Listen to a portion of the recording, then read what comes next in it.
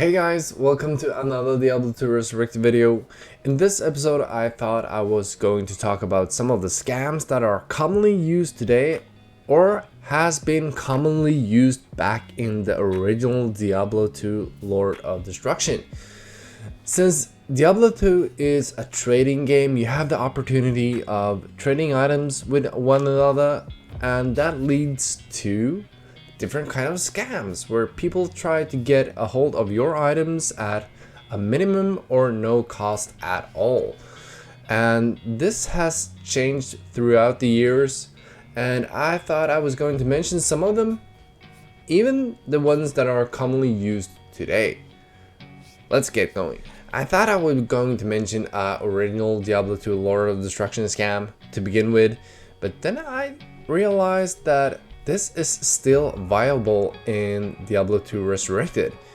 You can't use the original scamming items like you did back in the day, because the original scam was that you had a Harlequin Shako and a gemmed ordinary war hat or something like that. You offered the Shako for a very low cost, and you showcased the Shako and you switched.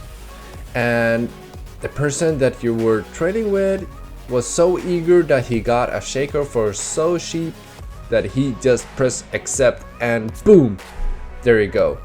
You got yourself a very cheap rune for a gemmed Shako. Since they're changing the appearances on the Diablo 2 Resurrected items, this is not quite as viable today as it was. There are still items that are very similar in appearances, so check every trade that you do, guys. Just check this out. You have a War Traveler and a set of ordinary boots, and they look just the same. Trading scams are very commonly used today and was very commonly used in Lord of Destruction. For the next scam, I need to give you guys some background information and tell you why I don't think this is such a valid scam in Diablo 2 Resurrected. In the original Diablo 2, it was released back in the early 2000s. People haven't worked their way around computers in the extent that they have today. So people didn't know all these kind of different hotkeys and stuff that are commonly used today. A second thing is duping was a big part of Diablo 2 back in the day.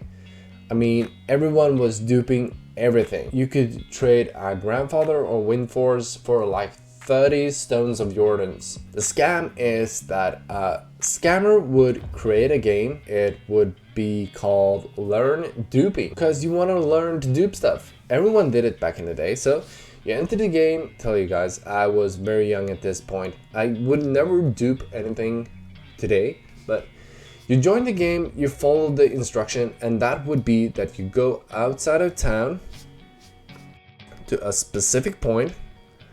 Just around the corner, you could see the scammer standing inside town, and he would tell you to drop the items that you wanna dupe, like this. Just throw it on the ground, and then you would press Alt F4.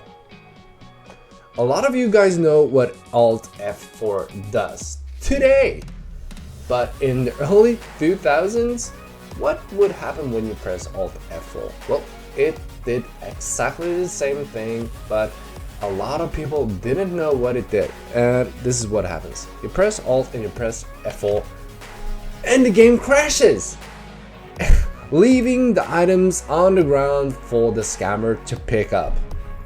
Don't you just love it? And this actually happened to me, guys, and I fell for it. But nowadays, most people know that Alt F4 cancel or closes the window, and that is why I don't think this is as viable today as it was back in the day. The last and final scam that I'm going to mention is a Resurrected exclusive, and that is because the developers of the game has given us the opportunity of linking specific items that you have in your inventory. Scammers will take advantage of this since it's not so commonly used that you could link an item. You link an item by holding down shift and pressing the items. If you press the button right next to it, the control button, and you press the item, then the item will drop instead.